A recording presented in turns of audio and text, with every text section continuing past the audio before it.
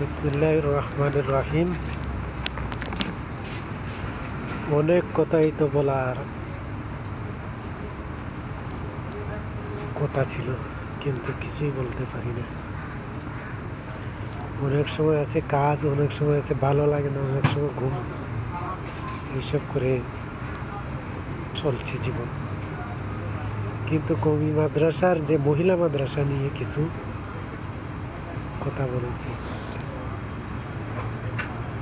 নেত্রকোনায় একটি মহিলা মাদ্রাসার যে পরিচালক তাদেরকে ধরা হয়েছে। অনেকে ভাই অনেক কথা বলছেন, যে কেউ বলছেন মহিলা মাদ্রাসার যে মুহতামিম নিষ্পাপ, তিনি দোষী না। আবার কেউ বলেছেন যে তিনি অপরাধী। আর ভিকটিমের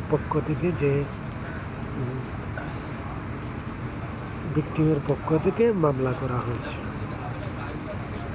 এখন আমার কথা, উভয় পক্ষের যে কথা বিশ্লেষণ করলে এটাই বোঝা যায় যে মেয়ে শুধু একজনের কাছ থেকে দর্শিত হয়নি।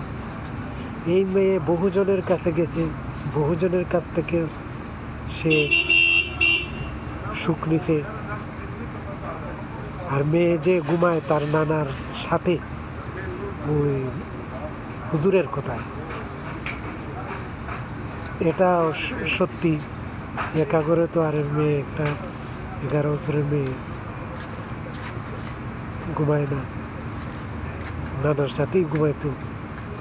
আর নানা এই কাজটা করবেই তো। পুরুষ মানুষ 60, 70, 80, 90, 100 হলো তার সেক্স পাওয়ার, তাকে করতে মন চায় আর করবে। আর মেয়ে মানুষ যখন ছোটো থাকে তখন তার সেক্স পাওয়ারটা না কিছু উস্কে যায়, মানে ফটং ফটং করে হাত দিলে তারা খুশি হয়। না যখন প্রতি রাতে সময় করে, মেয়েটা খুশি। আবার উপর দিকে যে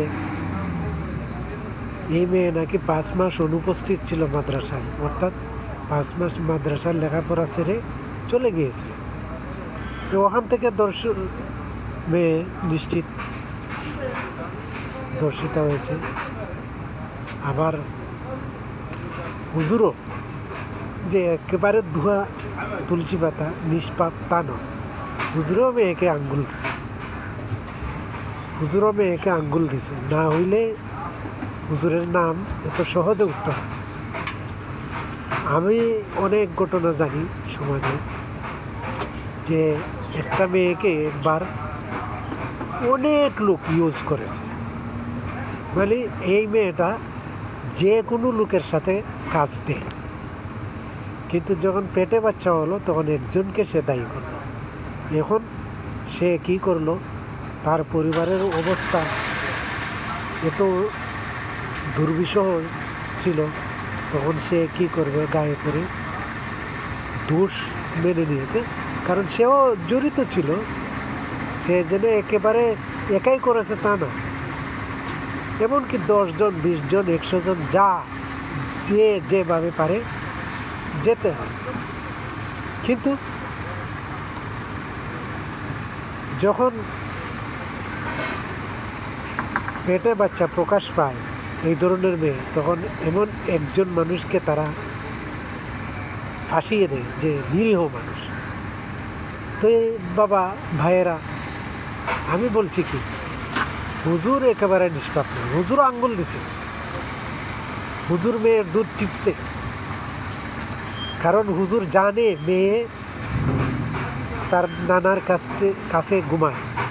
হুজুর জিজ্ঞেস করেছে মেয়েকে, নাইলে হুজুর কিভাবে জানে তো সব কিছু, যে মেয়ে রাত্রে একা ঘুমায়? হুজুর তো এগুলো জানার কথা না। কিন্তু হুজুর জিজ্ঞেস করে জানতে পেরেছে। জানার পর হুজুরও মেয়েকে আঙ্গুল দিয়েছে। লাস্টে তো কেউ কথা বলবে না যে নানা করেছে বা পাশের ঘরের লোকে করেছে। সে একটা নাম বলে দিয়েছে, হুজুরের নাম, বাস সারছে। এখন মেয়ের ডিএনএ যদি টেস্ট করা হয়, আমি বলতে আর কমপক্ষে 20 থেকে 25 জনের ডিএনএ পাওয়া যাবে মেয়ের শরীরে। আমি গ্যারান্টি দিয়ে বলতে পারি এই মেয়ের শরীরে কমপক্ষে 1 থেকে 25 জনের ডিএনএ পাওয়া যায়। কারণ মেয়ের চরিত্র খারাপ, বুঝেছেন? মেয়ের চরিত্র খারাপ, ওপর দিকে খারাপ মানুষ হওয়ার কারণে তুমি যে মেয়ের দুধ টিপবা, মেয়ের এখন কথা না বললেই হয় না, মেয়েকে আঙ্গুল দিবা, মেয়েকে নিয়ে তুমিও খেলবা, তা তো না। তোমাকে ভালো থাকতে হবে। আর মহিলা মাদ্রাসার পরিচালক পুরুষরা যখন হয়, মৌলানা হুজুর, এরা কিন্তু বেশি লুচ্চা টাইপের হয়।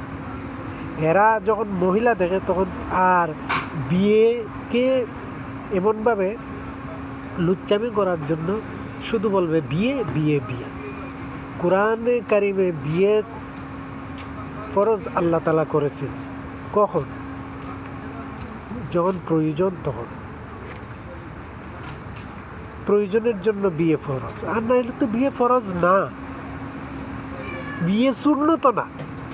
কিন্তু ওইটাকে আমরা ফরজ বানিয়েছে, সুন্নত বানিয়ে বিয়ে রফা দফা করতেছে। এই যে অনলাইনে ওয়াজ কইরা, অনলাইনে রাত্রে গিয়া মেয়েদের সাথে চ্যাটিং কইরা মেয়ে পটাইয়া আবার বিয়ে করে, কয়দিন পর পর আজগুবি একটা। তো এর সমস্ত ওয়াজিরা হচ্ছে জানাকারী, এরা জানাকারী। এরা আগে জানা করে, পরে যখন সমাজের মধ্যে তা প্রকাশ পেয়ে যাবে তখন বিয়ে করে, বুঝেছেন? সুতরাং আমি বলবো সমাজকে, এই সমস্ত হুজুরদেরকে কাছ থেকে সাবধানে থাকা এবং সব হুজুরকে বিশ্বাস না করা। হুজুররা কিন্তু বেশিরভাগ ছোট্ট হয়, বুঝেছেন? হুজুররা বেশিরভাগ ছোট্ট, কারণ এখানে আল্লাহ তাআলার দ্বীন শিক্ষা দেওয়া হয়, কোরআনে কারিম শিক্ষা দেওয়া হয়, আর শয়তান এখানে এসে বসে, বুঝেছেন? সমাজে দুটি মানুষ বেশি চুট্টা হয়, একটা হলো বৃদ্ধ মানুষ, 60-এর উপরে যারা চলে যায়, এরা কিন্তু চুট্টা, এদেরকে বিশ্বাস করবেন না। আপনি যৌবন যে সমস্ত পুরুষের থাকে তাদেরকে বিশ্বাস করতে পারেন, কারণ তারা নিজের মান সম্মান আত্মসম্মান সব কিছু বুঝে। কিন্তু যারা বৃদ্ধ হয়ে যায় ওদেরকে বিশ্বাস করবে, এরা চুট্টা। আরেক দল হলো হুজুররা, হুজুরের মধ্যে বেশি চুট্টা লোক থাকে। হয়তো আমার কথায় হুজুররাও রাগ করতে পারে, কিন্তু না, হুজুররা বেশিরভাগ চুট্টা হয়, বুঝেছেন? হুজুরদের মধ্যে চুট্টামি আছে, ওরা সহ্য করতে পারে না। ওই দুই দল থেকে আপনারা সাবধানে থাকেন। আমি বলি না যে কেউ দুনিয়াতে নিষ্পাপ, হুজুরদের মধ্যেও চুর আছে, হুজুরদের মধ্যে জিনাকারী আছে, হুজুরদের মধ্যে বদমাশ আছে, চোট্টা আছে, সব আছে, এটা মনে রাখতে হবে। আর বৃদ্ধ হলেই যে নিষ্পাপ হয়ে যাবে তাও না, এরা আরও বেশি চোট্টা হয়, বুঝেছেন? এখন আপনারা বিবেচনা করেন, লাফাইয়েন না।